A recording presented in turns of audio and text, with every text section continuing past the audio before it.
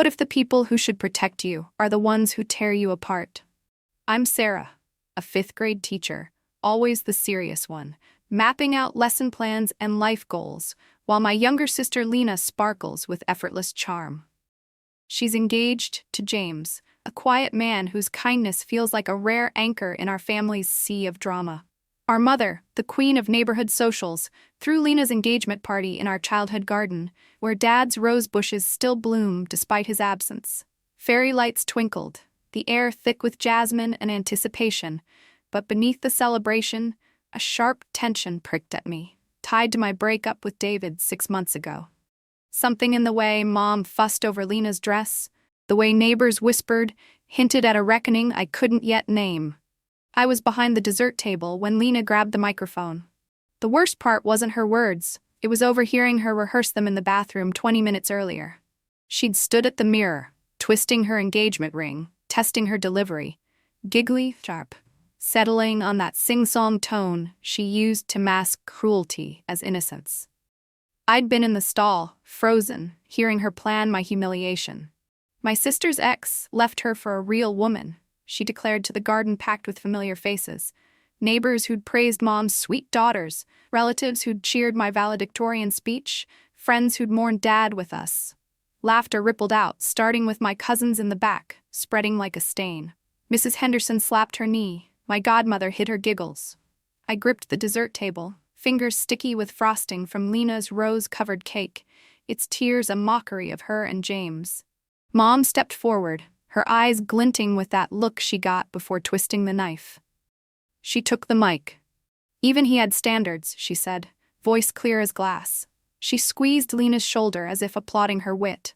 My youngest always did attract quality men. The words burned like smoke. Quality men. As if David's betrayal, leaving me for his secretary, was proof of his discernment, not his spinelessness.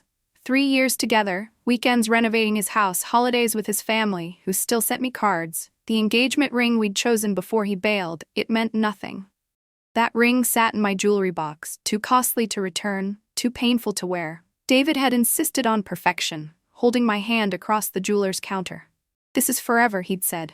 Forever lasted 18 months. Aunt Carol whispered to her daughter, their glances cutting my way. Always too serious. No wonder he left. They weren't wrong. I'd been the one planning our future, suggesting counseling when money fights started. Pushing for wedding dates while David partied with college buddies. Maybe his secretary, with her easy laugh and late office hours, was better suited. Maybe I'd failed his standards. But watching my family laugh at my pain, I saw they'd been waiting for this, hoarding my flaws to prove I'd never measure up. Lena droned on about true love, James shifting uncomfortably beside her, his kind eyes flickering to me with pity. The breeze stirred Mom's paper lanterns, her social event of the season, packed with book club friends and distant cousins, all here to fawn over Lena's success. I edged away from the table, my heel catching on the brick border of Mom's roses. Lena's gaze locked on mine mid-sentence, a flicker of recognition crossing her face. She knew I'd overheard her rehearsal, knew this was calculated. Then her childhood smile, the one that excused every past slight, returned. I turned toward the side gate, heels clicking on Dad's stone path, each step heavy with finality. Laughter mingled with sprinklers hissing, dogs barking, the hum of suburbia closing in. Slipping through the gate, the garden's glow dimmed, but the hurt pulsed like a fresh wound. I didn't know someone else had seen it all. Someone who'd shift the story entirely. Under the streetlights, a quiet resolve sparked. Maybe my seriousness wasn't weakness, but the strength to unravel the lies we'd all accepted. The night whispered of secrets waiting to break free. I spent the week after the engagement party grading fifth-grade essays about summer vacations. Every paper seemed to mock me. Children writing about family trips, parents who loved each other, homes where people were kind. I marked them with increasingly aggressive red ink, taking out my frustration on dangling participles and run-on sentences. The classroom, usually my sanctuary with its colorful posters and stacks of books, felt suffocating now. The chalk dust in the air a reminder of how my life had turned to powder. Colleagues noticed my sharper tone during staff meetings, but I brushed off their concerns with forced smiles, burying the hurt deeper. Thursday morning, My laptop chimed with a new email. The sender's name meant nothing to me, lcarter.designs@gmail.com. But the subject line made my coffee mug freeze halfway to my lips. You don't know me, but I know who he really is. My first instinct was to delete it. Spam. Obviously, someone had gotten my information from a mailing list, probably trying to sell me life insurance or debt consolidation. But something about the phrasing nagged at me. The specificity of who he really is, rather than a generic about your ex or regarding David. I opened it. The email was short, professional, and completely unhinged all at once. The woman, Elise Carter, claimed to be David's wife, not ex-wife, current legal wife. She attached what looked like a marriage certificate, bank statements, and a photo of David in a tuxedo standing next to a blonde woman in white. I stared at the screen until my eyes watered. The photo was dated 2 years before David and I had even met. The marriage certificate showed a wedding date that would have made David married for the entire duration of our relationship. My hands shook as I scrolled through the attached bank records, joint accounts, a mortgage in both their names, credit cards with her name as the primary holder, and his as an authorized user. The address was in Portland, 3 hours north of where David claimed to live alone in his bachelor pad apartment. The woman had written her story in bullet points, like she was presenting evidence in court. How she'd supported David through his entrepreneurial phase when his marketing business failed. How she'd taken out loans in her name to keep them afloat. How she'd worked double shifts at her graphic design firm while he figured things out. How one morning she'd woken up to find him gone. Clothes, car, even the coffee maker they'd received as a wedding gift. She'd hired a private investigator. Found out about the apartment he'd rented using money from their joint account. Found out about me. Found out about his job at the advertising firm. The same job he told me was his first real career opportunity. The one that had finally made him ready to settle down. I read the email 17 times. Then I walked to my kitchen and threw up in the sink. The next part of her message was what really destroyed me. She'd been following David's social media, trying to understand who he'd become. She'd seen photos of him with me at company parties, weekend trips, family dinners. She'd watched our relationship unfold through his Instagram posts like some twisted reality show. He used the same lines on you, she wrote. The same restaurant for your first anniversary that he took me to for our first anniversary. The same vacation spot in Cannon Beach. Even the same engagement ring design. I helped him pick it out 3 years ago, thinking it was for me someday. My phone rang. Unknown number. Portland area code. I answered without thinking. Sarah. The voice was steady, controlled. This is Elise Carter. I sent you an email. This is insane, I managed. This can't be real. I know how it sounds. I've been trying to figure out how to approach you for months. I saw the engagement announcement in your local paper. Your sister sent it to the community newsletter. It got picked up online. When I realized he was planning to marry someone else while still married to me, I knew I had to act. Why now? Why me? There was a long pause.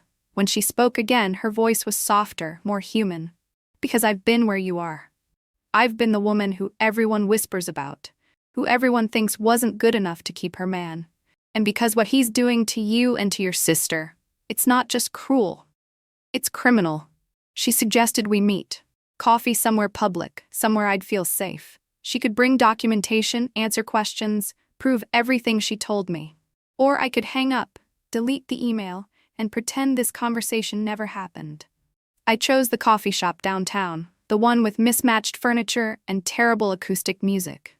Tuesday afternoon, when the lunch crowd would be gone, but the place wouldn't be empty. Neutral territory. She arrived exactly on time, carrying a leather portfolio that looked expensive and professional. I recognized her immediately from the wedding photo, though she looked older now, more tired. Her blonde hair was shorter, styled in a way that suggested she'd stopped caring about impressing anyone. She wore simple black pants and a gray sweater that brought out the sharpness in her blue eyes. "Thank you for coming," she said, sliding into the booth across from me. Her voice was the same one from the phone, controlled, measured, like she'd practiced this conversation. She ordered black coffee and opened her portfolio without ceremony. More documents, more photos, more evidence of a life I'd never known existed. Their wedding album, lease agreements, holiday cards addressed to Mr. and Mrs. David Morrison. He told me his parents were dead, I said, staring at a Christmas photo of David with an older couple in matching sweaters. They live in Vancouver. They think I abandoned their son. Elise turned the page to reveal more family photos. They sent me a card last Christmas asking me to stop being stubborn and come home. The coffee shop soundtrack shifted to some indie folk song about heartbreak and healing. The irony was suffocating. A college student at the next table was highlighting textbook passages about constitutional law, completely absorbed in a world where rules mattered and people faced consequences for their actions. "What do you want from me?" I asked. Elise closed the portfolio and looked directly at me. For the first time since she'd arrived, her composure cracked slightly. "I want him to face what he's done, not just to us, but to your sister. She doesn't know. She's about to marry a man who's already married. In most states, that makes their ceremony invalid and him guilty of fraud. She won't believe me. My family won't believe me. They'll believe court documents. They'll believe a marriage certificate that predates their relationship by 2 years." Rain started hitting the coffee shop windows, turning the afternoon gray and muffled. Elise reached into her purse and pulled out a business card, her own for freelance graphic design. On the back, she'd written her personal cell phone number. "Think about it," she said, standing to leave. "But don't think too long. Their wedding is in 6 weeks." She was halfway to the door when she turned back. "Sarah, what happened at that engagement party?" "I saw the video." My blood went cold. "What video?" "Someone posted it online. Your sister's speech, your mother's comment. It has over 50,000 views." She paused. "You deserved better than that from all of them." Then she was gone, leaving me alone with the rain and the terrible knowledge that my humiliation had become entertainment for strangers across the internet. As I sat there, the patter of drops on glass mirroring the chaos in my mind, I realized this wasn't just about David anymore. It was about rewriting the story my family had scripted for me, turning their mockery into a mirror that reflected their own blindness. The steam from my untouched coffee rose like unanswered questions, and in that quiet moment, I felt the first stirrings of alliance, with Elise, with truth, with the part of myself I'd buried under doubt. I sat in my car for 20 minutes after Elise left, watching rain streak down my windshield, the coffee shop's neon sign blurring into a red haze. 50,000 strangers had seen my sister's speech, my mother's smirk, my retreat from the garden. The video, titled something cruel with fire emojis, was a digital wound, its comments tearing at me, pathetic, desperate, the sister who couldn't keep a man. I gripped the steering wheel until my knuckles ached, the damp air seeping through the cracked window, carrying the scent of wet asphalt. I called Elise at 11 p.m. "I'll help you," I said when she answered on the first ring. "But I have conditions. I'm listening. This isn't about revenge. I don't want to hurt Lena just to hurt her. I want her to know who she's marrying before she makes the biggest mistake of her life." There was silence then. That's more generous than I would be. And I want my family to see what they did to me, not through a scene, but through truth. The truth that they humiliated you while defending a liar. Exactly. Elise's goal was clear: stop the wedding, expose David. She needed someone inside the family, someone Lena wouldn't dismiss as a crazy ex. She'd tried emailing Lena months ago, but her messages went unanswered. She'd called Mom once. The line went dead when she mentioned David. "Your sister thinks I'm a jealous stalker," Elise said at our second meeting, in a diner outside town where the vinyl booth smelled of grease and coffee. The jukebox played a faint country tune, and truckers at the counter swapped stories, oblivious to our conspiracy. "They'll listen to you," Elise insisted, spreading documents across the table. "They don't listen to me. You saw the video. They'll listen to evidence. Legal documents they can't argue with." I called Lena 2 days later, my voice steady despite the bile rising in my throat. "Sarah," she sounded surprised. "I wasn't sure you were speaking to me. I've been thinking about your speech, about moving on, finding the right person. Maybe you were right. Maybe David leaving was for the best." Each word tasted like ash, but her relief was palpable. "Oh, honey, I'm so glad you're seeing it that way. I was worried I'd been too harsh, but sometimes people need truth. I want to help with the wedding. You're my sister. This is your big day." She squealed. Really? James and I could use all the help we can get. Mom's stressed and the planner keeps changing the timeline. That weekend, I sat at Lena's dining table, addressing invitations in my careful teacher's handwriting while she chatted about flowers and seating charts. It felt like childhood again, doing school projects together before rivalry and resentment crept in. You know what's funny? Lena said, sealing an envelope. David asked James about you last week, wanted to know how you were doing. My pen froze. He did? James said you seemed better. David hoped there were no hard feelings. She laughed, as if you'd have hard feelings about him finding his soulmate. I kept writing, my hand shakier.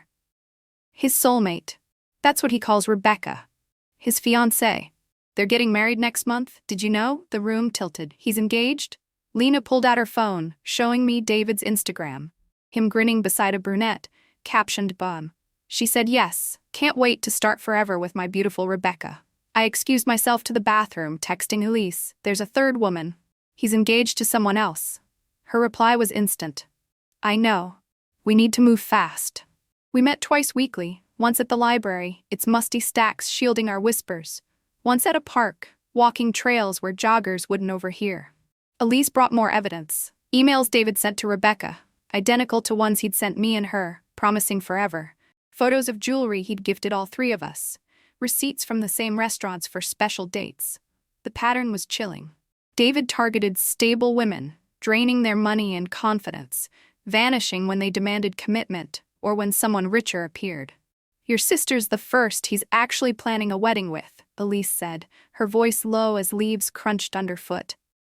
Maybe because your family has money. Maybe because she's young enough not to ask questions. Each meeting tightened the knot in my chest, but also sharpened my resolve. I kept helping Lena, stuffing envelopes, tasting cakes, while cataloging David's lies.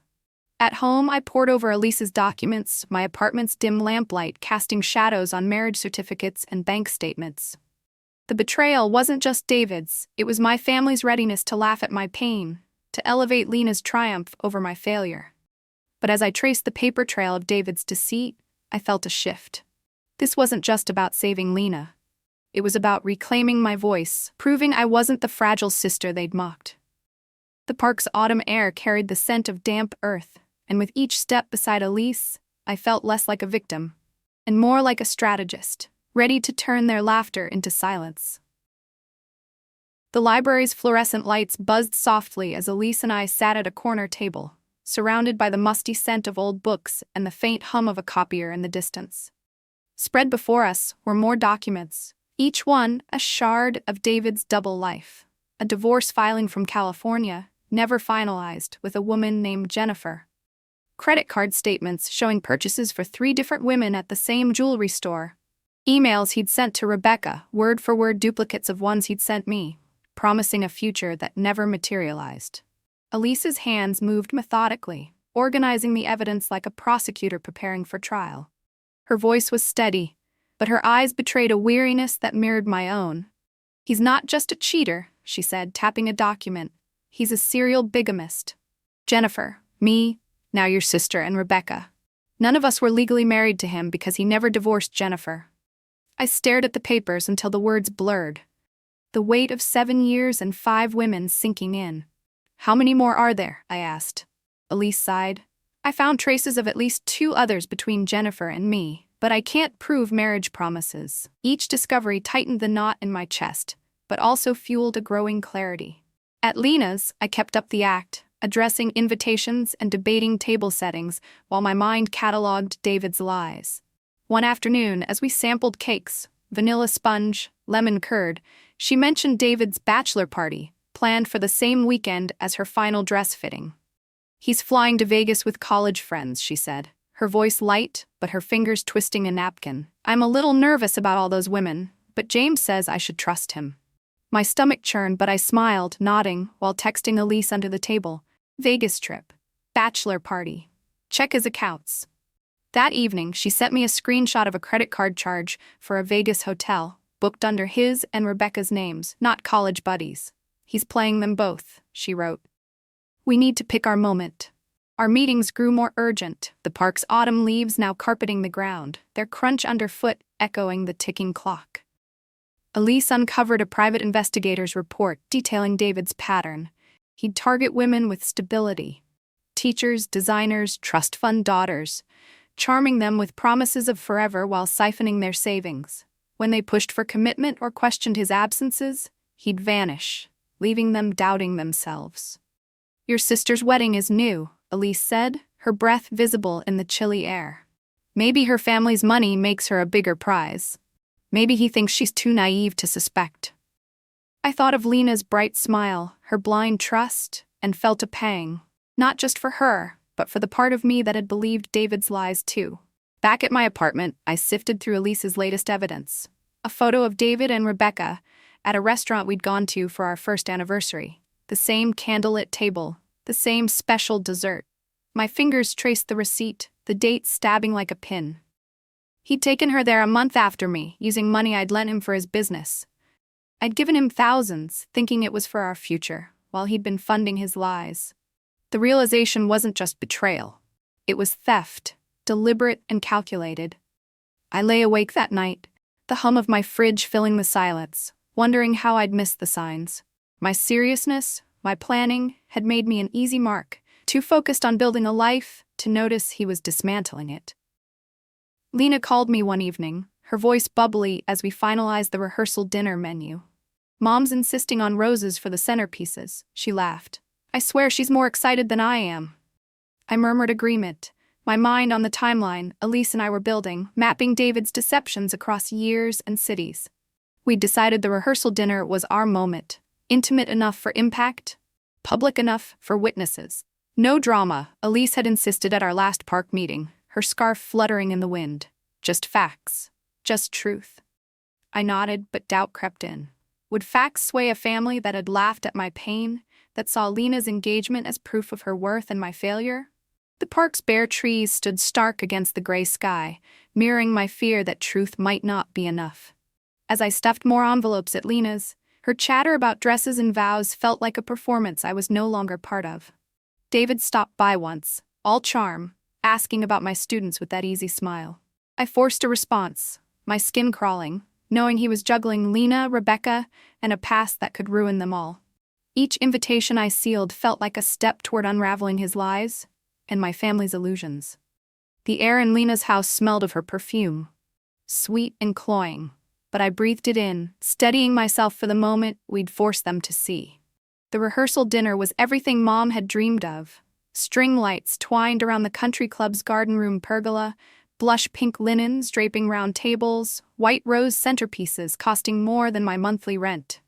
The air carried the scent of grilled steak and summer blooms, but my gin and tonic melted in my sweaty palm, the ice clinking like my racing thoughts. I stood near the bar, watching David work the room, his charm as polished as the silverware. Fresh from his Vegas bachelor party, he was tan and relaxed, spinning tales of college friends who likely never existed. James' parents, quiet Minnesotans, blushed at his compliments. Unaware, they toasted a man whose life was a house of lies.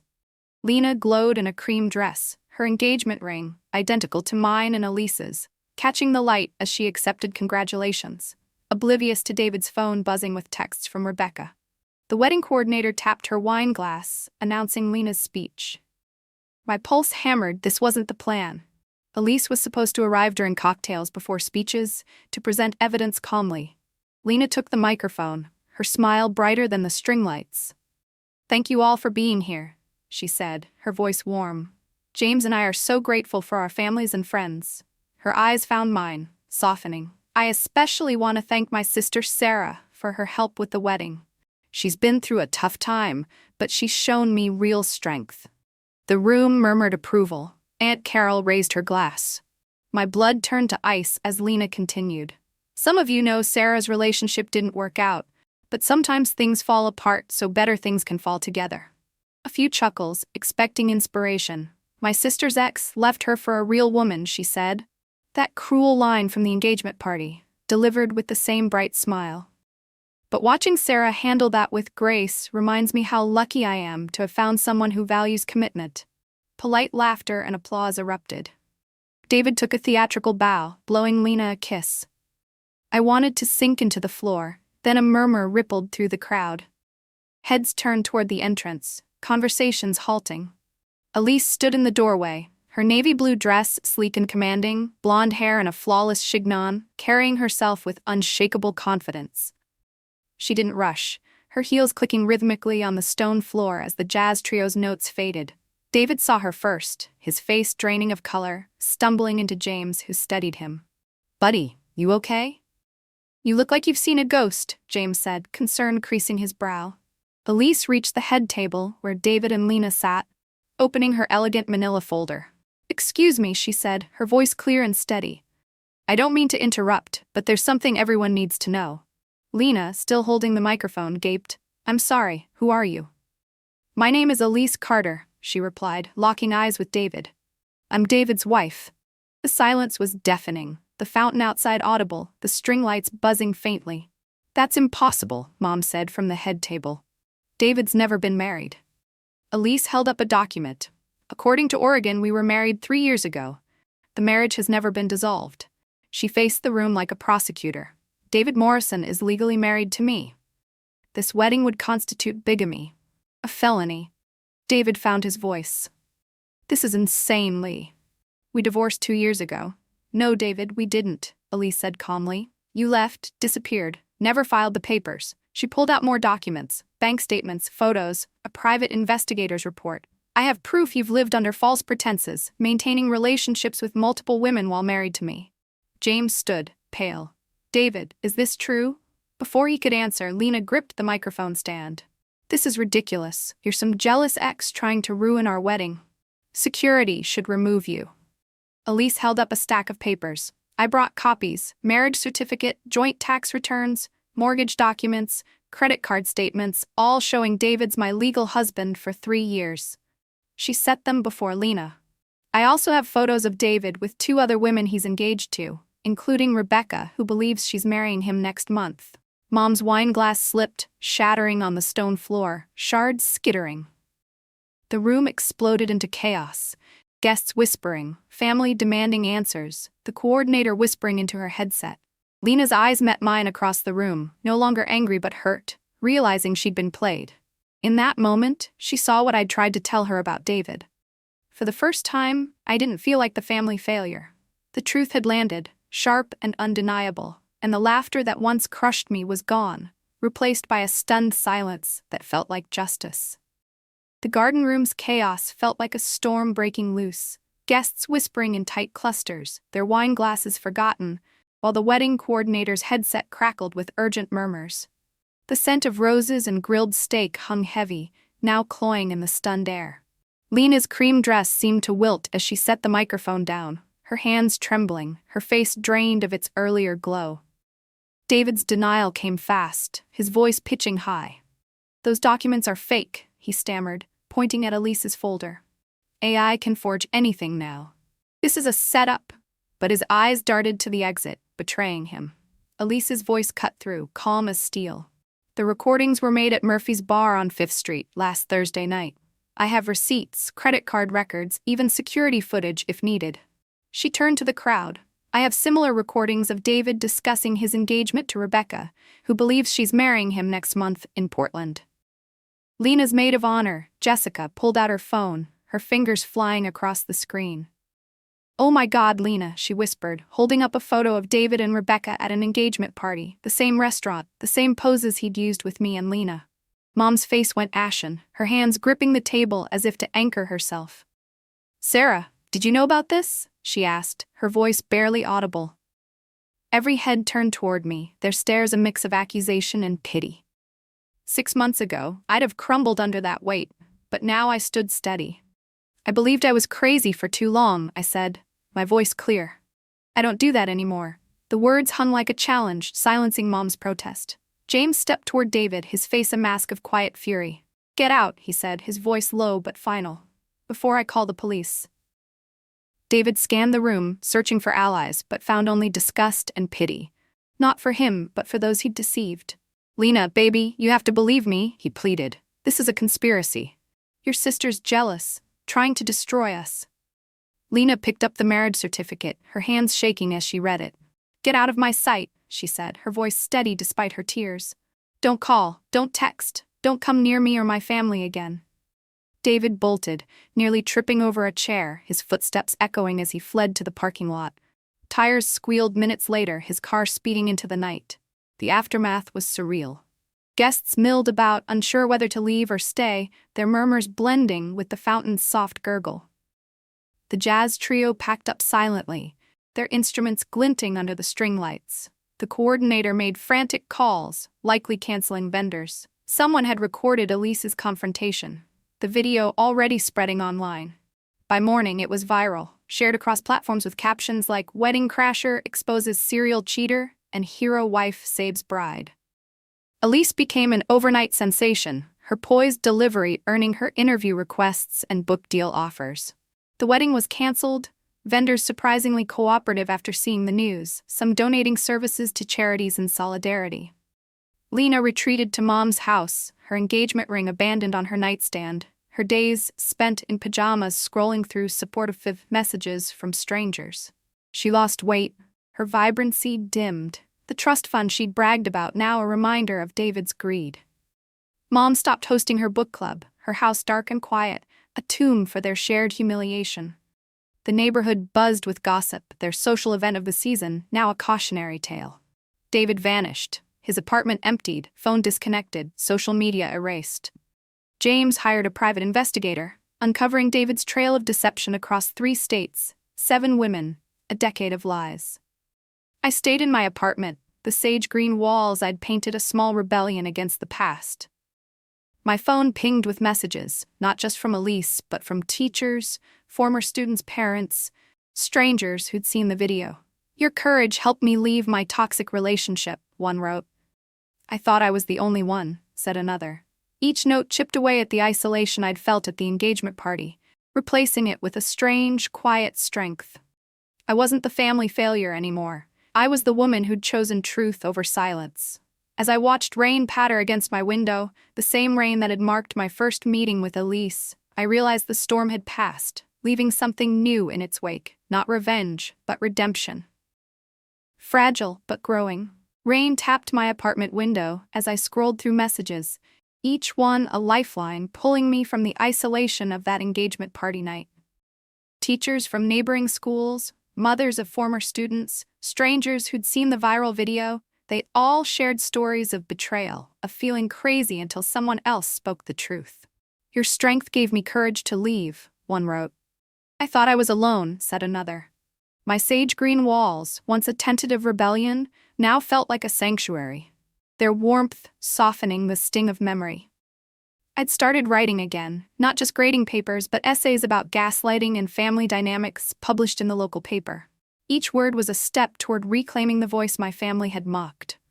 Elise and I met every Tuesday for coffee, no longer plotting but dreaming. Over steaming mugs, we sketched out Foundation, a nonprofit to help women escape financial abuse, blending legal aid, budgeting tools, and emotional support. We launched Foundation in a small office above a downtown coffee shop, its exposed brick and creaky floors a far cry from Mom's manicured garden. Our first client, Patricia, arrived with a banker's box of financial chaos. Credit cards her husband had opened in her name, loans she hadn't signed for, a net worth of negative $200,000. Elise walked her through legal options while I drafted a survival budget, the scent of espresso drifting up from below. Helping her felt like teaching, but deeper, like guiding someone through a storm I'd weathered myself. Patricia's tears mirrored my own from months ago, but her gratitude was new, a quiet affirmation that I wasn't the failure Lena's speech had branded me. Lena stayed at Mom's, her vibrancy dulled, her days spent in silence or scrolling through messages from strangers who'd seen the video. She'd lost 15 pounds, her engagement ring a relic on her nightstand, a reminder of David's lies and her own cruelty. Mom's house, once the heart of neighborhood socials, grew dark, its curtains drawn, no more book club chatter or dinner parties. The community whispered about their fall, the social event of the season, now a scandal. James visited Lena often, his kindness unwavering, helping her process the betrayal. I heard through friends he'd hired a private investigator, confirming David's decade-long trail of deceit across 7 women, 3 states, countless broken promises. I hosted my first dinner in years. 6 people crowded around my new dining table, the air filled with laughter and the scent of roasted vegetables. Elise arrived with wine and her signature folder, now holding Foundation's bylaws instead of David's secrets. Her hair was shorter, her movements lighter, as if she'd shed the weight of her past. My college roommate Maria came, along with 2 teacher friends who'd seen me transform from the woman who ate lunch alone to someone who could laugh about the mess. James was the surprise guest, arriving with a potted plant and nervous smile. "I hope it's okay I came," he said. "I wanted to thank you properly." His presence, an hour's drive from Lena's, meant more than words could say. Over dinner, we avoided David, talking instead about Maria's Portland job, classroom disasters, and Elise's book deal, a memoir on financial abuse, with a chapter for my story. "They want your perspective," she said, turning to me. "How you chose to help instead of staying silent." I shared my idea for Foundation's expansion: workshops on financial literacy, pro bono lawyers, a hotline for women like Patricia. The table buzzed with ideas, our napkins soon scribbled with plans.